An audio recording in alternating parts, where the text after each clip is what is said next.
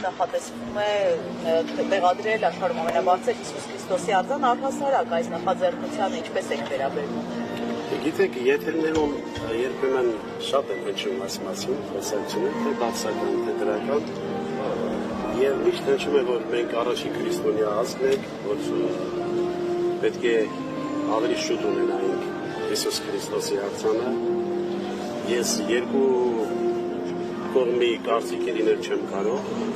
ես եմ նույն կարծիքին, այո, հայ ժողովուրդը առաջի քրիստոնյա ազգն է, երբ 301 թվականին ընդունեց քրիստոնեություն, ավելի շուտ պետք է այս արձանը ունենայինք մենք,